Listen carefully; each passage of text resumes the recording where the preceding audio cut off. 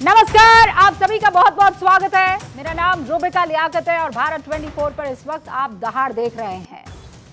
चुनावों की सरगर्मी के बीच बिहार आजकल चर्चा का विषय बना हुआ है और बिहार से ज्यादा बिहार के मुख्यमंत्री।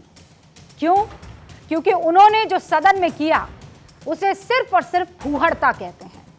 उनके बयान से हंगामा मचा हुआ है और यह बयान उन्होंने एक दफा नहीं दिया, एक जगह नहीं दिया, दो बार दिया, दो अलग अलग जगह दिया। कल बिहार विधानसभा में नीतीश बाबू ने बोलना शुरू किया जनसंख्या नियंत्रण पर, लेकिन उसके लिए बिहार के मुख्यमंत्री ने ऐसे ऐसे शब्दों का इस्तेमाल किया है जिसको मैं तो आपको कतई नहीं सुना सकती और मैं इसे फूहड़ता की श्रेणी में रखूंगी। नीतीश के बयान से उनके खुद की सरकार की जो मंत्री हैं वो असहज हो गई और वो तस्वीरें मैं आपको दिखाना चाहती हूं। इनफैक्ट मैंने उनसे ये कोशिश की है कि बातचीत कर सकूं और समझने की कोशिश कर सकूं कि आखिर मन में उस वक्त उनके क्या चल रहा था। कोई अपना चेहरा छुपा रहा था, कोई इधर उधर देख रहा था, कोई नजरें चुराने की कोशिश कर रहा था। इस बयान के बाद बिहार से लेकर दिल्ली तक सियासत गर्म हो गई है। नीतीश के बयान पर कल से ही महिला संगठन और बीजेपी हमलावर है। बीजेपी एक तरफ नीतीश बाबू के इस्तीफे की मांग पर अड़ी हुई है, दूसरी तरफ राष्ट्रीय महिला आयोग ने मामले का संज्ञान ले लिया है। हालांकि बात जब हाथ से निकलती हुई नजर आई तो नीतीश बाबू को याद आया कि मामला ठीक नहीं है, माफी तो मांग लेनी चाहिए। वो बैकफुट पर आए और माफी मांग ली। लेकिन कहते हैं ना, बात निकली है तो दूर तलक जाएगी। कहते हैं ना, अब पछताए होत क्या जब चिड़िया चुग गई खेत। कहते हैं ना कि पहले जो किया उस पर अगर दबाव में माफी मांग रहे हो तो मतलब जो किया उस पर पछतावा नहीं है। वो माफी तो मांग रहे हैं लेकिन ये नहीं बता रहे हैं कि उन्होंने माफी जो है आखिर मांगी किस बात पर है। अपनी सोच के लिए माफी मांगी है, शब्दों के लिए माफी मांगी है, अपनी मेंटालिटी के लिए माफी मांगी है, या फिर उस मुद्दे पर बात करने के लिए जिस पर अब शायद नीतीश ये समझ रहे हैं कि उड़ता हुआ तीर ले लिया, मुझे लेना ही नहीं चाहिए था। आज मध्य प्रदेश के गुना में प्रधानमंत्री नरेंद्र मोदी की रैली थी। उन्होंने उस मंच से नीतीश बाबू के बयान पर कैसे तीखा हमला किया है, आप सुनिए।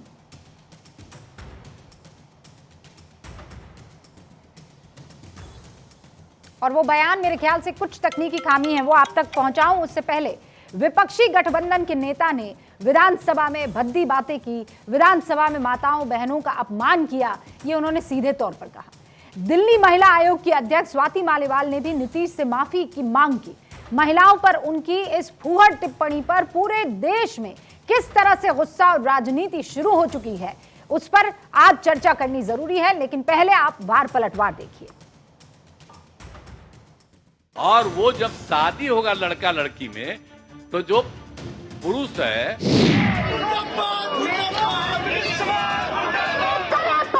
नीतीश कुमार, इंडी अलायंस के नेता ने विधानसभा के अंदर बद्दी बातें की। अगर मेरी कोई बात कहना गलत था तो मैं इसके लिए माफी मांगता हूं।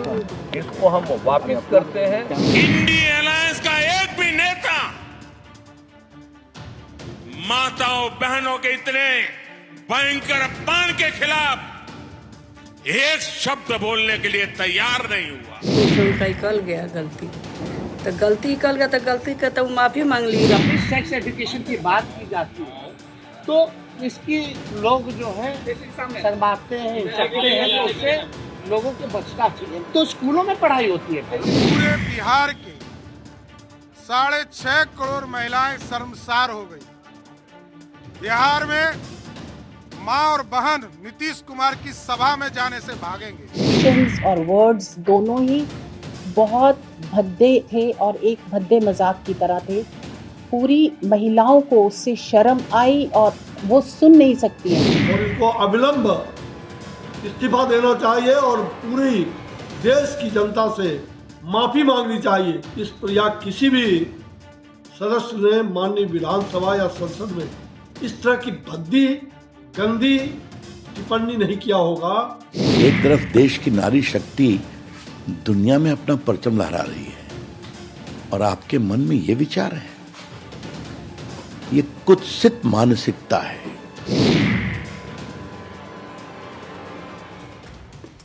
और आज दहाड़ में सवाल इसी बात पर कि नीतीश कुमार को महिलाओं पर फूहड़ टिप्पणी करने का हक किसने दिया है?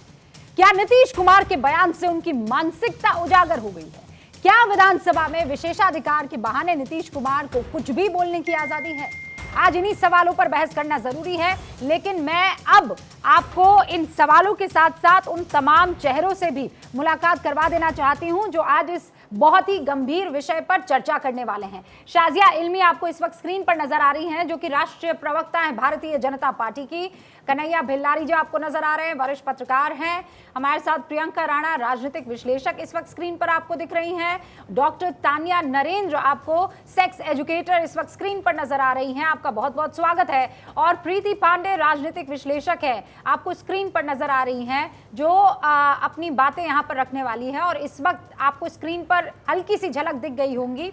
हमारे साथ जो सबसे पहले आज चर्चा में कुछ चीजों को जानना और समझना जरूरी है, वो आपके सामने रख देना चाहती हूं। एक बहुत ही खास मेहमान इस वक्त हमारे साथ जुड़ चुकी हैं और ये वो मेहमान है, बहुत बहुत स्वागत है मैम आपका। ये वो मेहमान है जो कल अपने आप को छुपाती फिर रही थी। क्यों छुपा रही थी ये आप जानते हैं, इसलिए क्योंकि असहज हो गई थी।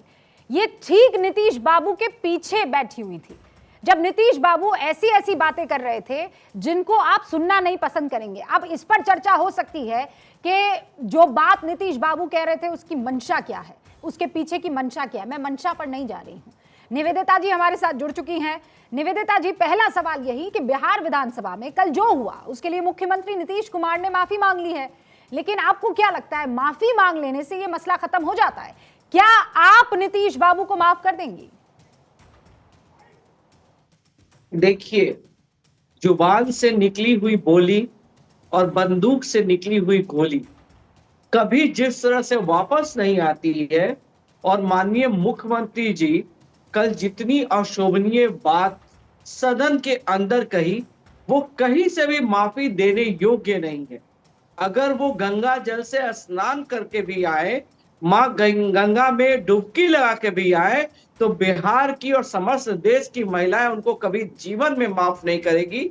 और अगर उन्होंने कुछ कहा ही नहीं, आज विधान परिषद में उन्होंने कहा कि मुझे तो आज सुबह पता चला कि मैंने कल क्या बोल दिया, जो पूरे देश में हंगामा बरपा हुआ है।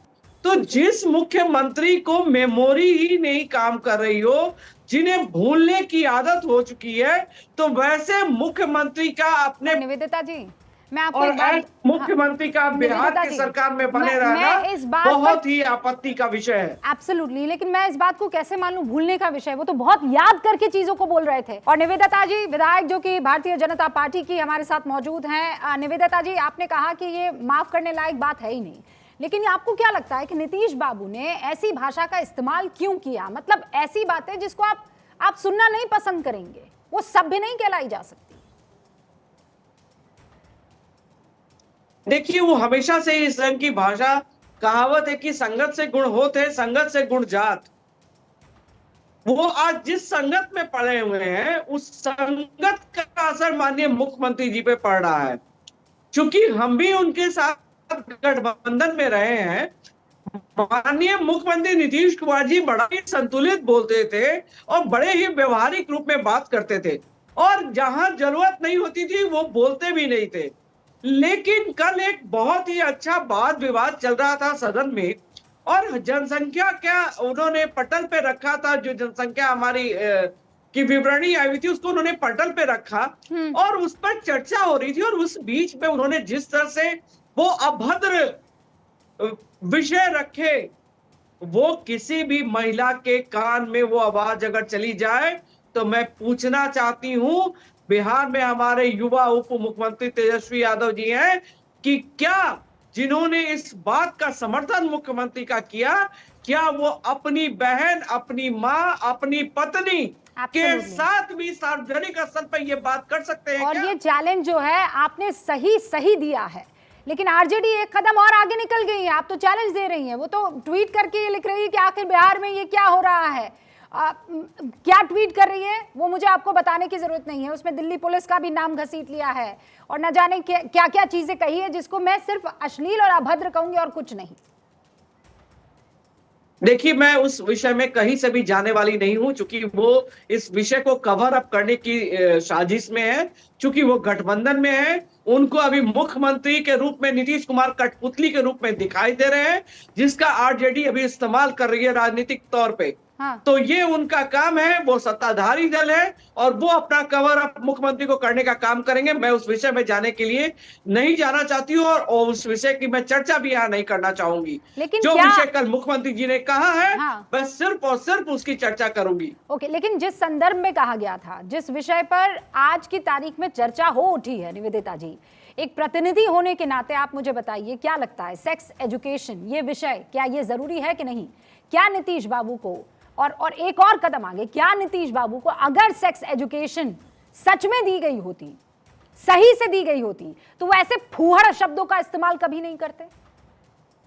देखिए, आप भी एक महिला है और मैं भी एक महिला हूं और हम सभी पढ़े लिखे इंसान हैं और आपको सेक्स एजुकेशन देना ही है तो आप एक पाठ्यक्रम में वो सब्जेक्ट ला दीजिए और आप पढ़ाइए, शिक्षा दीजिए। ज्ञान होना जरूरी है, सब कुछ ठीक है, लेकिन हर चीज का जो बंद कमरे में विषय की जाती है, जो बंद कमरे में चर्चाएं होती है, उसे सार्वजनिक रूप में सदन के पटल में एक बार नहीं दो बार कहा जाना, तो ये तो संदर्भ किसी भी राजनेता के सोच से परे है। और सेक्सुअल एजुकेशन की बात है, जहां तक तेजस्वी यादव ने कहा कि लोग शर्माते हैं, लजाते हैं, ये करते हैं, वो करते हैं, तो आप हमें बताएं मैम कि क्या आज के बच्चे जन्म से मोबाइल हाथ में लेकर पैदा हो रहे हैं? तो आज जो सारी दुनिया मोबाइल में है, तो क्या आज के बच्चों को सेक्सुअल ज्ञान देने की आवश्यकता है? नहीं। लेकिन जिस महिला को, जो हमारे पढ़े लिखे समाज के वर्ग नहीं है, वो कौन सा वर्ग है? वो पिछड़ा है, अति पिछड़ा है, हमारे दलित महीने हैं, बहनें हैं, हमारे दलित पुरुष हैं, भाई हैं, सभी लोग हैं।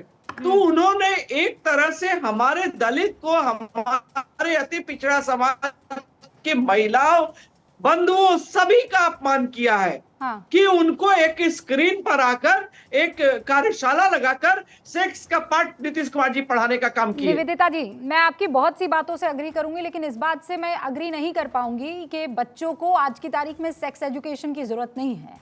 हमारा हिंदुस्तान और हमारी संस्कृति, हमारी सनातन संस्कृति तो जब तक काम शास्त्र पर उनकी पकड़ ना हो जाती, तब तक गुरुकुल से उनको, जिसे कहते हैं ना, डिग्री दे देना, वो ना होती। बहरहाल, मैं दोबारा आपके उस मुद्दे पर आना चाहती हूँ। आप तो उस वक्त सदन में मौजूद थी, ठीक नीतीश कुमार के पीछे थी, हम देख रहे थे कि आप असहज महसूस कर रही थी। आपको लगता है कि जैसे सदन में आपके लिए जिम्मेदारी निभाने की जो जगह होती है, वहां अगर शर्मिंदा होना पड़ जाए किसी और वजह से, महिलाओं को तो वैसे ही वर्क प्लेस पर शर्मिंदा होना ही पड़ता है, मानती हैं कि नहीं मानती हैं? इस समय बहुत ही शर्मिंदगी महसूस और हमें लगा कि मैं जो वक्तव्य जी दे रहे हैं, मैं उसे सुनने के लायक नहीं समझ और मैं सदन से एग्जिट कर गई।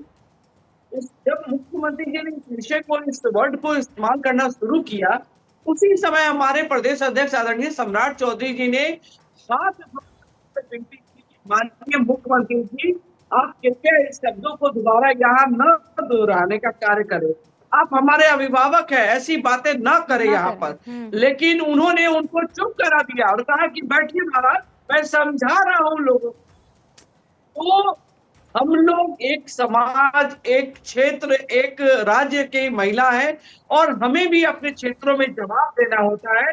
अगर हम बात हाउस में करेंगे तो बाहर में हम कौन सा ज्ञान देंगे आम जनता के बीच में? और इसी पर अब बहस शुरू हो जाने की जरूरत है। निवेदिता जी, आपका बहुत बहुत शुक्रिया एक्सक्लूसिवली हमसे बातचीत करने के लिए और उस वक्त आपके मन में क्या चल रहा था, आप क्या सोचती हैं, ये सब साझा करने के लिए। जो सारे खास हमारे मेहमान हमारे साथ जुड़े हुए हैं, अब मैं डिबेट के लिए ये टॉपिक उनके सामने रखती हूँ। शुरुआत कर रही हूँ भेल्लारी जी आपसे। हम तमाम महिलाएं इस वक्त यहाँ पर मौजूद हैं और आप इकलौते मर्द इस वक्त यहाँ पर हैं।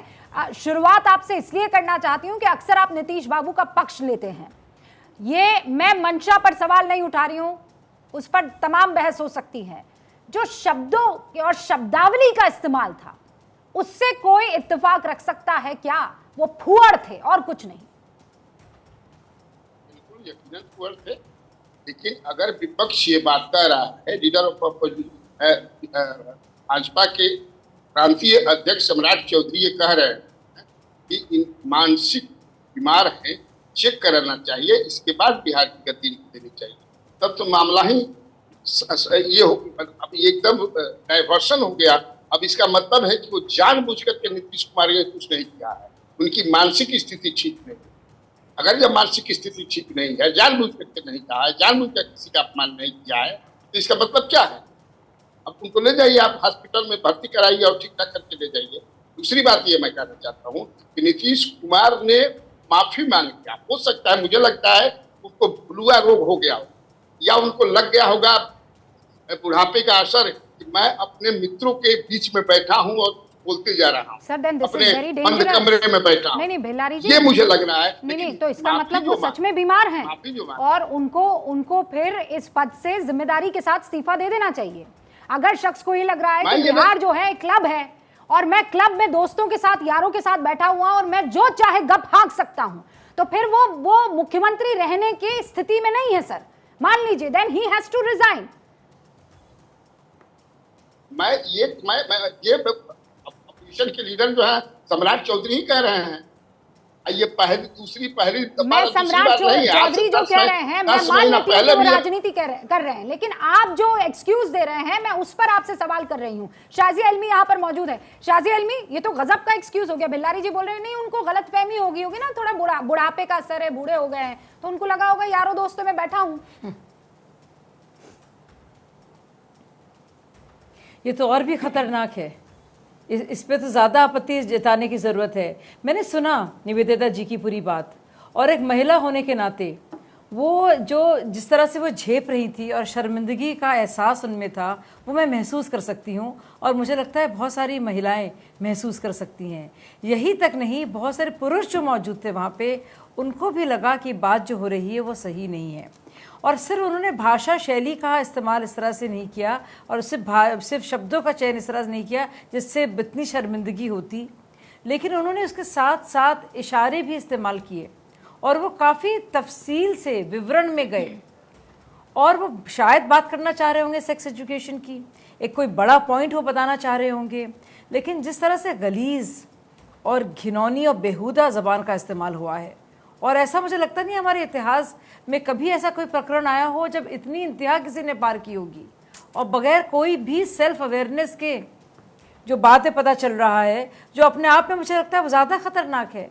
नीतीश जी सार्वजनिक जीवन में इतने सालों से रहे हैं, क्या उनको इतना भी संतुलन नहीं है कि किस संदर्भ में वो क्या कह रहे हैं, कौन कौन लोग बैठे हैं? अगर ये पाठ्यक्रम से जुड़ी बात थी तो इसके लिए अलग से उसका रेखा जोखा तैयार करते, क्या लेखा जोखा होना चाहिए पाठ्यक्रम में।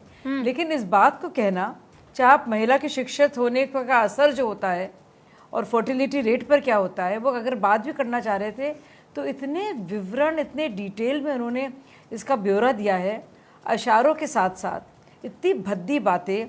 महिलाएं क्या, निवेदिता जी महिलाएं जो महिला थी वो उन्होंने बताया उनके साथ उनको कैसा लगा उस वक्त, लेकिन आप देख सकती हैं कि जो पुरुष उनके पीछे बैठे थे वो सन्नाटे में थे कि क्या हो गया है नीतीश बाबू को। और मतलब एक तरह से बहुत से लोग मानते हैं बहुत शालीन थे, लेकिन अब जो कवर अप हो रहा है कि शायद भूल गए होंगे, शायद उनको च्यवनप्राश खाना चाहिए या फिर अश्वगंधा वो ज़्यादा लें तो शायद ऐसी बात, लेकिन उन्होंने ऐसी बात की क्यों? क्या उनको ये अवेयरनेस नहीं है कि वो कहाँ पे बोल रहे हैं और क्यों बोल रहे हैं, और इसका क्या असर पड़ रहा है लोगों पर जो बैठे नहीं है, जो लोग सुनेंगे, जो पूरा माहौल होता है कि राज्य का। मैं यूपी की रहने वाली हूँ और हमारी बहन अभी बोल रही थी बिहार से, किस तरह की बातें सुनने को मिलती है महिलाओं को। ये हमारी प्लेस ऑफ वर्क है, और बहुत सारी बच्चियां जाती हैं स्कूल, क्या क्या सुनने को मिलता है सुबह शाम। उनको ये लगता है ना कि हमने कह दिया, माफी मांग ली, हो गया, कल 2 दिन बाद भूल जाएंगे। लेकिन चारुवल्ली खन्ना, आप तो एनसीडब्ल्यू की सदस्य हैं, मैं जब उनको सुन रही थी, इट वाज जस्ट नॉट फुअड़। मतलब वो सिर्फ महज ये नहीं था कि सुनना अच्छा नहीं लग रहा है, उसमें वो बहुत चालाकी से जिम्मेदारी औरत पर डाल रहे थे कि भाई मर्द है, मर्द कैन डू एनीथिंग, ये तो औरत की जिम्मेदारी है, उसको सारी जिम्मेदारी लेनी होगी, उसको खुद को बचना होगा, बचाना होगा। This man can do whatever he wants to. मैं आपसे बिल्कुल सहमत हूँ। पूरी जिम्मेदारी समाज ने हर चीज की महिलाओं पे डाली है। जो ये बात कर रहे थे, ये संदर्भ था जनसंख्या का, और ये आंकड़े सारे देश के ही नहीं सारे विश्व में दिखाती हैं कि महिलाएं जहाँ साक्षर होती हैं तो जनसंख्या कम होती है। उस पे एक गंभीरता से बातचीत कर रहे थे, लेकिन उन्होंने जिस तरह से कुछ अजीब से इशारे दिए, वो सारी जो गंभीरता थी, वो टॉपिक की, वो जो डिस्कशन की, वो खत्म हो गई। और जहां आपने ये बात की कि महिलाओं पे, मुझे तो लगता है कि हमें अभी निवेदिता जी ने कहा शर्म होना चाहिए, दरवाजे के बंद बातें हूँ, मेरे को बिल्कुल, मैं इसमें सहमत नहीं हूँ। मैं भी नहीं। बात खुल के होनी चाहिए। पहले शौच की, स्वच्छता की, महिलाओं के महीने पीरियड्स की बात छुप के होती थी। एड्स में आप देखते थे नीला नीला दिखाते थे सैनिटरी टावर्स में, अब प्रॉपर लाल खून दिखा रहे हैं कि वो कितना उसमें कंट्रोल हो सकता है। लेकिन इस तरह से कहना कि ये महिलाओं का ही सारा भार है नियंत्रण का, ये गलत है, क्योंकि हमने देखा गया है कि समाज सारा भार महिलाओं को सेफ रखने का, सुरक्षित रखने का महिलाओं पे ही डालती है। कहती है कि रेप नहीं हो तो आप सेल्फ डिफेंस करिए, पुलिस कुछ नहीं करेगा। अगर आपका आदमी जो है वो अनियंत्रित हो जाता है तो आप कुछ करिए। ये मुझे लगता है कि संदेश बड़ा गलत है। उनको गंभीरता से कॉन्डोम्स की बात करनी थी, इनको लगा कि ये तो दुनिया के सबसे बेहतरीन सेक्स एजुकेटर है, इनसे ज्ञानी आदमी तो कोई है नहीं। भाई बिहार के मुख्यमंत्री हैं तो इनको लगा छूट है, मैं तो सेक्स एजुकेशन जो है वो बड़े शानदार तरीके से दे सकता हूँ। डॉक्टर तान्या हमारे साथ बनी हुई हैं, जो लेखक भी हैं और सेक्स एजुकेशन को लेकर बहुत लोगों को जागरूक करती हैं। डॉक्टर तान्या, आज की तारीख में सवाल ये है कि ये सेक्स एजुकेशन की बात नहीं कर रहे थे महिलाओं के लिए। मुझे लगता है सबसे पहला इंसान जिसको सेक्स एजुकेशन की जरूरत है वो नीतीश बाबू है आज की तारीख में।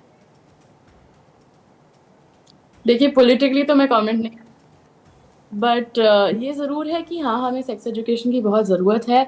हमारे देश में इनफैक्ट इतने सारे स्टडीज़ हो चुकी हैं जिसमें हमने देखा है कि बच्चों को अपना सारा सेक्स एजुकेशन मीडिया से मिलता है, दोस्तों से मिलता है, कोई अच्छी वेरीफाइड और साइंटिफिक रिसोर्स से कुछ नहीं मिलता है। तो वो क्या सीख रहे हैं, किसको पता कि वो सही सीख रहे हैं या गलत सीख रहे हैं। मैंने 4 साल पहले अपना इंस्टाग्राम अकाउंट शुरू किया था। 4 सालों में इतने सारे लोग जुड़ गए, मेरे पास हर रोज़ 100-200 ईमेल आते हैं लोगों के बहुत बेसिक सवाल पूछते हुए। हमारे साथ प्रॉब्लम ये है कि हम सेक्स एजुकेशन को इतनी बड़ी बात समझते हैं, ये जाने बिना कि सेक्स एजुकेशन में बेसिकली हमें अपने शरीर के बारे में सीखना है। अगर हम सेक्स एजुकेशन शब्द को बॉडी लिटरेसी शब्द से रिप्लेस कर दें तो वो ऑटोमेटिकली एक्सेप्टेबल हो जाएगा, क्योंकि हमें अपने शरीर के बारे में ही सीखना है और लोगों को सिखाना है। वेरी वेल सर, बहुत शानदार आपने बात की। अब फिर उसमें ये होगा, अभी मैं आपसे बात कर रही हूँ, ऊपर वहाँ पट्टी में जैसे ही लिखा हुआ आ रहा है कि सेक्स एजुकेशन नीतीश बाबू के बोल, मुझे पूरा यकीन है कि बहुत से मेरे व्यूअर्स जो होंगे आज उन्होंने थोड़ा शर्म और लिहाज के मारे चैनल नहीं देखा होगा डॉक्टर तान्या, उन्होंने, या अगर वो मोबाइल फ़ोन में मुझे देख या सुन रहे होंगे तो और ईयरफोन नहीं लगाया होगा तो घबरा गए होंगे कि अरे इसको कैसे मैं बंद करूं, ये तो बातचीत जो है ये थोड़ी असहज करी, ये कैसे खत्म होगा? तो इतना ज्यादा हमारे अंदर शर्म भर गई है इस बारे में। मतलब हमारे देश की हालत ये है कि हमारे यहाँ सेक्सुअल हेल्थ में डॉक्टरी में स्पेशलाइजेशन ही नहीं होता है। इतना ज़्यादा हमने सेक्स और सेक्स के रिलेटेड हेल्थ और एजुकेशन को इतना हमने शर्मनाक बना दिया है। काफ़ी सारे स्टेट्स हैं जिनमें हम बात कर रहे थे कि हमें एजुकेशन में, करिकुलम में हमें इंक्लूड करना चाहिए।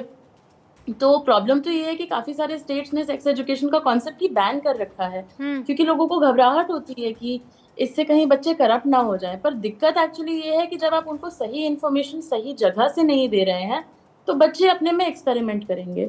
हम एक बात जो शायद रिकग्नाइज नहीं करते हैं, रिकग्नाइज नहीं करना चाहते हैं, वो ये है कि हिंदुस्तान में एक अंडरग्राउंड सेक्सुअल रेवोल्यूशन चल रहा है। बहुत सारे लोग खूब सेक्सुअली एक्टिव हो गए हैं, जवान लोग स्पेशली, और वो बातें करते हैं। आज के आप OTT चैनल्स देख लीजिए, आप आज की TV फिल्में देख लीजिए, आज के आप ऑनलाइन कंटेंट देख लीजिए, सब बात करते हैं इस बारे में। पर इतना बेसिक एजुकेशन नहीं है कि जैसे अगर आपको पता हो बट कि आई आपके थिंक अंदर बाल डॉक्टर बहुत तनिया ज़्यादा झड़ने उसमें लगे। 2 मेजर डिफरेंस है, सेक्सुअली एक्टिव होना और सेक्स की एजुकेशन होना। ये दोनों मुझे लगता है एकदम अलग चीज़ें हैं। मुझे आप देखिए पोर्नोग्राफी में हिंदुस्तान कहाँ है, मुझे ये बताने की ज़रूरत है। मैं कल वो ओ माई गॉड 2 मूवी देख रही थी, कोइंसिडेंटली वो मूवी देखना हो गया। Shazia, I can't tell you, मतलब वहाँ कुछ चीज़ें जानने को मिली हमें कि काम शास्त्र, ये यूरोप क्या पढ़ाएगा सेक्स एजुकेशन, बिल्कुल, ये तो हमसे लेकर गए हैं प्रीति जी। और ऐसे में अगर फुहड़ता से बात करनी होगी, मतलब ये ऐसे सेक्स और एजुकेशन आपने, मैं आ रही हूँ शाजिया, एक सेकंड, उसका दो और मेहमानों से मैं एक बार ओपनिंग OMG का जिक्र, और उसके बाद मैं आपके पास आती हूँ। बस 2 और ओपनिंग रिमार्क। प्रीति पांडे। रूबिका जी, पहले तो मुझे यही नहीं समझ में आ रहा है कि कल से सीएम साहब के बयान पे हम सेक्स एजुकेशन की जो बात कर रहे हैं, ठीक है, समाज में एक टैबू होगा सेक्स एजुकेशन के लिए, लोग शर्माते भी हैं, जैसे डॉक्टर साहब ने भी कहा, बिल्कुल सही है। लेकिन जो बयान 2 सदनों में एक साथ एक दिन सुबह और दोपहर में दिया गया है, वो बहुत शर्मनाक है, अभद्र है, फूहड़ है और गंदगी से भरा हुआ है। आप इशारे करके जिस तरीके से बॉडी लैंग्वेज के साथ, जो बॉडी लैंग्वेज आपने सदन में दिखाई है, वो सेक्स एजुकेशन तो नहीं है। रूबिका जी, आप भी बहुत पढ़ी लिखी हैं, देश की जानी मानी पत्रकार है, पैनल पे जितने लोग बैठे हुए, महिला पुरुष सब पढ़े हुए, कौन सा ऐसा स्कूल है जहाँ पे सेक्स एजुकेशन इस तरीके से पढ़ाया जाता है?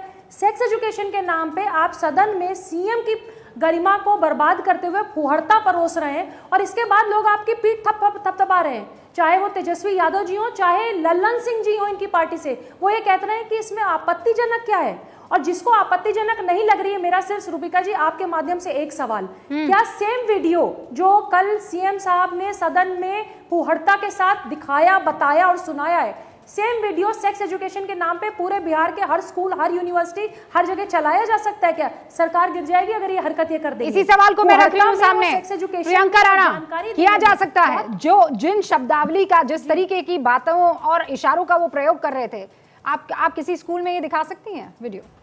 देखिए रूबिका, ये एक सेंसिटिव मुद्दा है और इसको मेरी पूरी बात सुनिएगा, क्योंकि अभी जिस तरह से चीज़ें कही गई, ये कहा क्या कमरों के बंद कमरों में ये चीज़ें होनी चाहिए, बाहर नहीं आनी चाहिए, और ये चीज़ें बहुत ही ज़्यादा हमारे देश के अंदर हर एक महिलाएं आज शर्मसार महसूस कर रही है। क्यों कर रही है? क्योंकि हम लोग कभी सेक्स का एस भी लेने से डरते हैं, ना डिस्कस करते हैं, चाहे हमारे बच्चे हो, कितने सारे। आज आपने ओ माई गॉड 2 का डिस्कस किया, एक फिल्म आई थी जिसपे कॉन्डम की ऊपर थी और उसमें क्लियरली बताया गया था, और जो ये आपका हेल्थ मैनेजमेंट इंफॉर्मेशन सिस्टम की रिपोर्ट है कि पूरे साल के अंदर कम से कम 10 लाख से भी ज्यादा महिलाएं अबॉर्शन की वजह से, जिनको नॉलेज नहीं होती किस तरह से प्रेगनेंसी को रोका जाए, उनको जो प्रॉब्लम्स आती हैं उनकी वजह से उनकी डेथ हो जाती है, इस तरह की प्रॉब्लम्स आती हैं। ये सब चीजें डिस्कस होनी चाहिए। तो हम सब कर ही रही है ना डिस्कस। मैं कह रही हूं, पहले मेरे सवाल का जवाब दे दीजिए ना। क्या नीतीश बाबू जिस तरीके से सेक्स एजुकेशन देने की कोशिश कर रहे थे महिलाओं को, क्या वो मैं अपने बच्चे को सुना सकती हूँ? क्या वो आप अपने बच्चे को सुना सकती हैं? क्या वो स्कूल में सुनाया जा सकता है, एजुकेशन के लिए इस्तेमाल किया जा सकता है, हाँ या ना? नहीं, मैंने पूरी वीडियो जो देखी है, जितना भी मैंने सुना है, देखिए रूबिका, इसमें हाँ या ना नहीं हो सकता है, लेकिन हाँ इन मुद्दों पर डिस्कस होना चाहिए। मैं खुले आम महिला होने के नाते मैं कहती हूँ कि इन मुद्दों पर डिस्कस करके होना चाहिए। वो तो कौन मना कर रहा बच्चे है? हैं जो कौन मना कर रहा है इन चीजों को कौन मना कर रहा है? लेकिन उनको रोकने कौन के लिए मना कर रहा है? डिस्कस करना चाहिए और कौन मना कर रहा है? लेकिन हाँ, शब्दों में उलट इधर उधर की बात मत कीजिए। शब्दों में उलट फिर क्या होता है प्रियंका राणा? ये फुहड़ता थी कि नहीं थी? सेक्स एजुकेशन नहीं थी, फुहड़ता थी कि नहीं थी? शब्द यूज किए गए। प्रियंका राणा, इधर उधर की बात मत कीजिए। स्कूल में सिखाएंगे, कॉलेजेस में सिखाएंगे, आपकी बार-बार ऐसे आज ये डिस्कस दूसरे देश में देखिए ना, पार्लियामेंट में बच्चों को फीस क्या कराती हैं, तब कुछ नहीं होता है। क्या हमारे देश के अंदर ऐसा हो सकता है? क्या हमारे देश के अंदर ऐसा हो सकता है? प्रियंका राणा रुक जाइए, लगातार बोलने से ऐसा नहीं लगेगा आप बहुत स्मार्ट हैं, बहुत समझदारी से बात करेंगे, नहीं होगा। All I am trying to ask is, sex पर बात होनी चाहिए, हाँ होनी चाहिए, बच्चों को सेक्स एजुकेशन मिलनी चाहिए, हाँ मिलनी चाहिए, और बिल्कुल सही तरीके से उनको बताया जाना चाहिए, साइंटिफिक लैंग्वेज में हाँ बताया जाना चाहिए। आपके सारे सवालों का जवाब मैं दे चुकी हूँ, और हर महिला और बेलारी जी यहाँ पर मौजूद है, सब इस पर अग्री करेंगे, चाहे आपसे आइडियोलॉजिकली वो राब्ता रखते हो कि ना रखते हो। अब मेरे सवाल का जवाब दीजिए, क्या मैं अपने बच्चे को जैसे नीतीश बाबू सदन में समझा रहे थे समझा सकती हूं? क्या आप अपनी लड़की को, अपने लड़के को उसी भाषा में सेक्स एजुकेशन दे सकती हैं? हाँ या ना, इधर उधर की बात मत कीजिएगा। नहीं, इसमें हाँ ना या ना नहीं होता है रुबिका जी, इसमें ये होता है कि हाँ शब्दों की नहीं जो बोल चयन पाएंगी किया रुबिका गया जी, वो गलत नहीं हो बोल सकता पाएंगी, है, ये लेकिन बोल जो ही नहीं उन्होंने पाएंगी। मुद्दे उठाए हैं वो सही हैं, वो उठाने चाहिए। जनसंख्या नियंत्रण पे कौन काम कर रहा है? जितनी भी महिलाएं वहां सदन में जो शर्मसार हो रही थी, क्या उन्होंने अपने क्षेत्र के अंदर महिलाओं को जागरूकता फैलाई है? क्या जनसंख्या नियंत्रण पे कोई करार आ रहा है? किस तरह से हमारा देश जो है वो नंबर 1 पे पहुंच रहा है जनसंख्या में, लेकिन हम लोगों को शर्म आती है इस बारे में डिस्कस करने के लिए। राणा जी एक सेकंड, यहाँ पर कोई चीख नहीं रहा एक दूसरे पर। आई डोंट नो आप कहाँ ऐसे बहस करती हैं, मेरे यहाँ ऐसे बहस नहीं होती। रुबिका जी चीख नहीं रहे हैं, लेकिन प्रियंका बात राणा, एक जो सेकंड है सुन लीजिए। अगर एक फिर फिर वापस सारी वापस बातें बोलना करेंगे शुरू और कर किसी दी। को सुनना सिर्फ हाँ या ना में जवाब देना तो सुन लिया ना, आपकी चाहिए बात ना। को सुन लिया ना। Now relax ma'am, relax. मैं कह रही हूँ इसी भाषा को मैं आई चैलेंज यू, आप अपने बच्चे को यही भाषा में सेक्स एजुकेशन दे सकती है, हाँ या ना? यही तो आप डिस्कशन घबरा रही हैं, नहीं दे पाएंगी। डिस्कशन है कि ये स्कूल चीजें के अंदर, कॉलेजेस के मैं आपको अंदर बताती होना हूँ। चाहिए और मैं- सही तरीके से होना चाहिए। हाँ, शब्दों तो का इन्होंने चयन गलत किया ना, हाँ, तो उसको ओके। क्यों गलत है? तो ये गलत है, बस हो गई बात, क्योंकि हो उनको गई बात। एजुकेशन नहीं मिली शाजिया है। इल्मी कुछ कहना चाह रही है, उसके बाद मैं आ रही हूँ प्रीति पांडे। आई कम टू यू शाजिया। जी देखिए, हम समझ सकते हैं कि हर एक चीज़ ब्लैक एंड वाइट या श्वेत या काला नहीं होती है, उसमें बहुत सारे ग्रेज हैं। लेकिन जहाँ पे इसकी बात है, जो बयान नीतीश जी ने दिया है, जिस अंदाज में दिया है, जो उनका अंदाज़े बयान और अंदाज़े इजहार था, वो भी सेक्स एजुकेशन के मुद्दे को लेकर वो किसी भी तरह से ना तो दिखाया जा सकता है, वो तो टीवी में इस वक्त जैसे ज्यों की त्यों चलाया भी नहीं जा सकता। उसके बारे में चर्चा करने से भी एक शर्म महसूस होती है। हाँ, नहीं और चला सिर्फ महिला पाएंगे होने के शायद, नाते you're नहीं, right। एक आम इंसान होने के नाते शर्म महसूस होती है। और दूसरी बात, जो महिला भी बोल रही थी और कह रही थी कि इसमें कुछ गलत नहीं है और इसमें हाँ या नहीं, मैंने ये नहीं मैं कहा उनसे या गलत तो बहुत नहीं है, मैंने कहा confused हैं शब्दों का या चयन गलत हो confuse करने सकता की है। कोशिश कर मैडम रही हैं। मेरे स्टेटमेंट को आप ध्यान से सुनिएगा, शब्दों का चयन गलत हो नहीं, सकता है, लेकिन आप जो मुद्दे साथ उठाए साथ हैं, मेरे वो बोलिए, सही मैं हैं। बताऊं क्या क्यों। सेक्स एजुकेशन नहीं होनी चाहिए? क्या नहीं, सेक्स मुद्दे को एजुकेशन समझिए, नहीं कौन होना कह रहा है? चाहिए? क्या जो सेक्स एजुकेशन की बात है। अरे आप क्यों नॉलेज चिल्ला नहीं रही होती है हैं? एबॉर्शंस के बारे में, चिल्ला किस रही तरह हैं से आप? कंसीव कर लिया जाता है। मुद्दे अरे की बात मैडम, हो रही है ना। बच्चों की शादी हो देखिए, जाती है, वही उनको चीज पता को भी नहीं होता सुनिए। शादी होती क्या अरे है। चिल्ला मैं क्यों बताइए, रही है? नहीं, तो आपसे ज्यादा चिल्ला गलत सकती तरीके हूँ से मैं। बात करने का, आप चुप रहिए please. Priyanka Rana please wait, it's a sensitive matter, for God अरे सेक आप क्यों कीप चीख रही हैं? योर आइडियोलॉजी, इसीलिए आप कीप चिल्ला योर भी रही हो, आइडियोलॉजी इन योर पॉकेट, क्योंकि इस चीजों पे आप keep your ideology in your क्यों ये पॉकेट। करता? हम लोग मुझे हिजाब की आपसे बातें यहाँ पर करते हैं, बहस हम नहीं लोग करनी है महिलाओं की मैडम, बातें करते हैं, मैं लेकिन यहाँ जब इस बहस तरह के कर मुद्दे आते हैं तो शर्म आया और ये सब क्या चीजें है करके आप इन मुद्दों को दबा दिया जाता है। एक सेकंड, आप मेरे साथ पहली बार बहस कर रही हैं क्या? नहीं, आप कंफ्यूज हैं या तो What is wrong with वही मुझे बोलने दीजिए। रुबिका, मुझे टाइम नहीं मिला बोलने का, ये लगातार चीख रही है महिला मेरे कान के अंदर। मैं ये कहना चाह रही हूँ, देखिए दो अलग अलग चीजें हैं, या तो ये खुद बड़ी कंफ्यूज हैं या फिर सिर्फ कंफ्यूज करने की कोशिश कर रही हैं। ये सब जानते हैं कि सेक्स एजुकेशन की ज़रूरत है, ये सब जानते हैं कि इस मामले में हमें बहुत ज़्यादा जानकारी की ज़रूरत है, लेकिन जिस तरह से नीतीश जी ने गलीज भाषा का और इशारों के साथ बहुत ही भद्दे किस्म से 2 बार बयान दिया है और बड़े स्वाभाविक तरीके से कहा है कि भाई इसमें कोई गलत नहीं है, कल तक, आज के दिन वो पलट गए और उनको माफ़ी मांगनी पड़ी। लेकिन आप खुद सोचिए, वही अलग अलग तरीके हैं सेक्स एजुकेशन के। क्या हम कोई पोर्नोग्राफी जो है या पॉर्न फिल्म या B grade C grade film दिखाना चाहेंगे किसी बच्चे को या किसी यंग एडल्ट को? नहीं। क्यों? क्योंकि उसी चीज़ को बताने के कई तरीके हैं।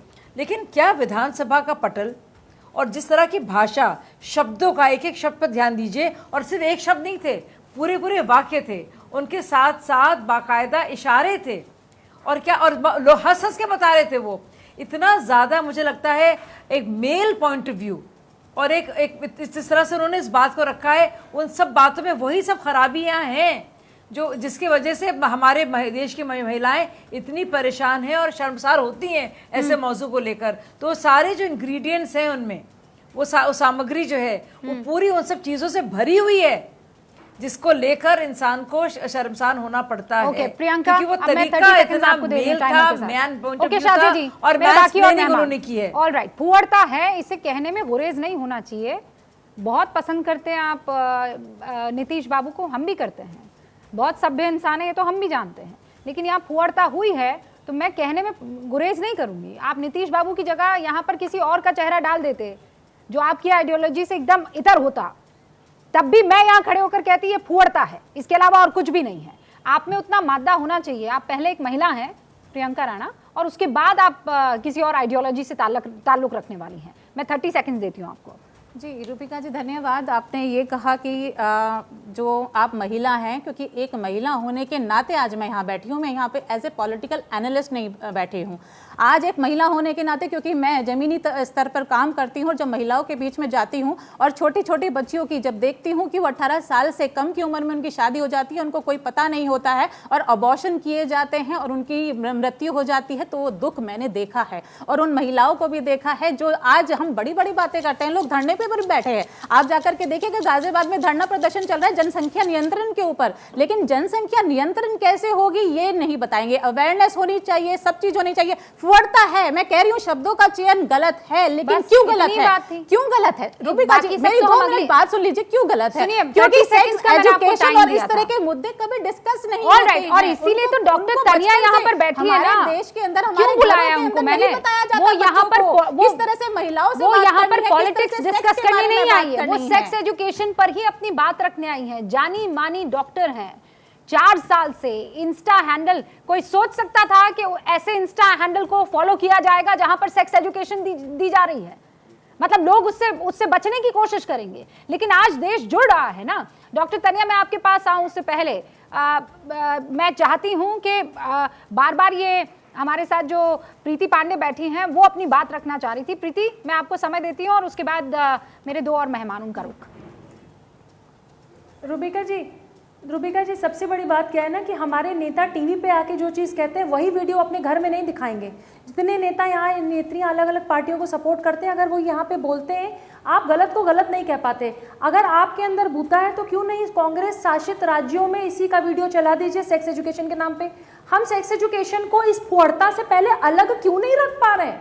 सेक्स एजुकेशन बहुत इंपॉर्टेंट है। आपने जो अबॉर्शन वाली बात कही, आपने प्रोटेक्शन की बात कही, बिल्कुल सही, लेकिन एक सीएम को मर्यादाहीन तरीके से 2 सदनों में बैठ के ये बोलना बहुत खराब लगता है। और एक चीज और, सीएम ने ये बात इसलिए कि वो बीमार है, मानसिक दिवालिया है, ये बोल के आप बच नहीं सकते, क्योंकि आपने विधानसभा में भी बोला और आपने सेम बात सेम फुअड़ता से विधान परिषद में भी रिपीट किया। और उससे ज्यादा खराब वो नेता भी हैं जो ठहाके लगा के इस बात पे हंस रहे थे। तो हम नीतीश कुमार जी को सीएम बिहार के तौर पे जाने या कोई प्रोफेसर जो सेक्स एजुकेशन देता है उसके नाम पे जाने? ये तरीका है सेक्स एजुकेशन का? नहीं प्रीति, पर वो प्रोफेसर भी नहीं है ना, कहीं वो जो भाषा का इस्तेमाल था। मैं देखिए, एक सीएम के तौर पर मैं उनकी रिस्पेक्ट करती हूँ। मैं चाहती हूँ कि कुर्सी पर बैठे हर उस इंसान का सम्मान होना चाहिए। वो नेता एक पार्टी के सबसे वरिष्ठ नेताओं में से एक है। मैं उनकी पूरी इज्जत करती हूँ, उम्र के लिहाज से भी इज्जत करती हूँ, लेकिन हैविंग सेड दैट मैं ये नहीं कह सकती प्रीति पांडे कि वो प्रोफेसर की तरह बात कर रहे थे। ऐसा लग रहा था कि सड़क छाप कोई शख्स है जो एक लड़के और लड़की के भेंट को जितनी फुअड़ता से डिस्क्राइब किया जा सकता है कर रहा है। कुछ एक चीजें ही बस रह गई थी, वो जो गाली गलौज में हम शब्द इस्तेमाल करते हैं ना, बस वही रह गए थे, वरना वहां पर वो भी बोल जाते। बिल्लारी जी, मैं बहुत ईमानदारी से आपको कह रही हूँ। नहीं, लेकिन आप ये भी बताती कि जब प्यार करने वालों को भी वैलेंटाइन के दिन उत्तर प्रदेश में खदेड़ खदेड़ करके बजरंग दल वाले पीटते हैं और पुलिस पीटती है, वो क्या करती है? और नीतीश कुमार ने तो कम से कम इतना साहस किया, माफी मांग लिया। उन्होंने कहा कि गलती हो गई, मुझे शर्मसार हूँ, लेकिन 700 किसान मर गए और स्टेप वापस लेना पड़ा कृषि पर जो हुआ था। कहाँ शर्म महसूस किया प्रधानमंत्री नरेंद्र मोदी ने? 700 किसान मर गए, नीतीश कुमार तो कम से कम मान लिए, मुझे शर्म आती है। तो अगर सनातन धर्म के हम लोग हैं और सनातन में ये सबसे बड़ा कि कोई माफी मांग दिया तो उसको माफ कर देना चाहिए। लेकिन इशू चूंकि इसलिए बन रहा है कि एक बहुत बड़ा उन्होंने मास्टर स्ट्रोक कर दिया आरक्षण का, जातीय जनगणना का, तो कैसे इसको तोप देना है। तो अब इसीलिए अब ये 3-4 दिन तक चरखी की तरह इसी पर बहस होता रहेगा। कन्हैया जी, आप भी वरिष्ठ लोगों में से एक हैं, अभी नीतीश बाबू पर जो इल्जाम लग रहे हैं वो इल्जाम मैं आप पर भी लगाना चाहती हूँ। आपको भी अल्जाइमर है क्या? शुरुआत में तो आप कुछ और ही कह रहे थे, अब आपने पूरा यू टर्न ले लिया है। अभी आपने कहा कि नहीं वो गलती से बोल गए, वो उनको लगा कि वो दोस्तों के साथ हैं, हो सकता है उम्र का कुछ तकाजा रहा हो। अब आप कह रहे हैं कि नहीं किसान मर गए, जो है बिजली सरकार नहीं पहुंचा रही है, यहाँ पर पेपर लीक का घोटाला है, ये सारी चीजें तो हम कभी भी डिस्कस कर सकते हैं। आप कह रहे हैं जो उन्होंने कहा वो बहुत सभ्य था, वो ठीक था, अच्छा था। मैंने ये तो कहा नहीं करना चाहिए, माफी मांग लिया, माफ कर दीजिए, यही ना होता है भाई, माफ कर देना चाहिए। लेकिन जो पुलिस से मारना है सर, माफ तो कर देंगे हम, हिंदुस्तानी बहुत बड़े दिल का मालिक है सर, वो माफ तो कर देगा। लेकिन जो उन्होंने कहा है किया, उसके पीछे कोई मंशा तो होगी ना सर, वो तो पता लगानी चाहिए ना। एक जगह नहीं, दो बार उन्होंने कहा है। डॉक्टर तनिया, मैं आप सबसे इजाजत लूं उससे पहले, डॉक्टर तनिया, बहुत कम ऐसे मौके होते हैं जब आपके साथ डिस्कशन का मौका मिलता है, and it's a very sensitive issue. Please मुझे ये बताइए कि इस देश के बच्चों को, इस देश की पब्लिक को, ये अंग्रेजी में तो हम बहुत अच्छे से सेक्स एजुकेशन के लिए शब्दों का इस्तेमाल कर लेते हैं, लेकिन नीतीश बाबू जिन महिलाओं को उस वक्त एड्रेस कर रहे थे, उनमें ज़्यादातर महिलाएं वो हैं जिनको नहीं मालूम है जिन शब्दों का, जैसे आप इस्तेमाल कर रही थी कि वाई यूज सेक्स एजुकेशन। अब आप बॉडी से परिचित होने वाला कोई शब्द इस्तेमाल कर लीजिए। How do we do it? ये बहुत भयंकर समस्या है। तो बहुत बड़ी इशू जो है कि ये टॉपिक ही इतना सेंसिटिव है कि हमको इसको बहुत ध्यान से डील करना होता है। और जो हमारी सबसे बड़ी गलती रही है हेल्थ एजुकेशन में अभी तक, वो ये रही है कि हम उसको इतने फॉर्मल शब्द यूज कर लेते हैं कि लोग उससे कनेक्ट नहीं कर पाते हैं, लोग सुनना नहीं चाहते हैं, लोगों का इंटरेस्ट नहीं डेवलप हो पाता है। तो इन सब के लिए हमें लोकल तरीके इस्तेमाल करने पड़ेंगे, पर वो लोकल तरीके में भी बॉडी लैंग्वेज बहुत मैटर करती है, आप किस तरह से वो शब्द डिस्क्राइब कर रहे हैं वो बहुत मैटर करता है।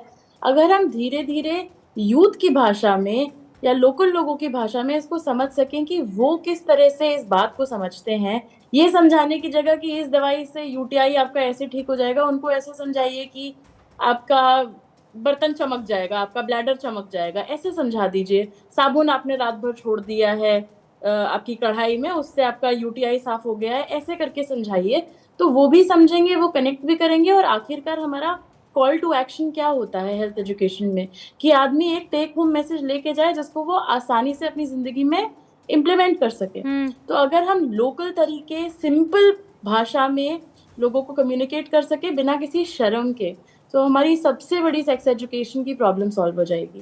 मुझे क्या लगता है डॉक्टर तनिया, शायद आपके कुछ वीडियोस नीतीश बाबू ने देखे होंगे और वो इतना लोकल हो गए कि जो लोकल फुहड़ता, क्योंकि लोकल में तो गालियां भी होती हैं डॉक्टर तनिया, आप भी जानती हैं, लोकल के कुछ ऐसे शब्द होते हैं जो आपत्तिजनक होते हैं, आप नहीं बोलते, वो अपवाद हर जगह पर होता है। और जो शब्दों का इस्तेमाल उन्होंने किया है वो था जो फुहड़ लोग, सड़क छाप, गली में घूमने वाले लोग इस्तेमाल करते हैं, सभ्य लोग नहीं। ये बहुत खूबसूरत आपने बात कही कि बर्तन का आप इस्तेमाल कर सकते हैं। There are many other veg.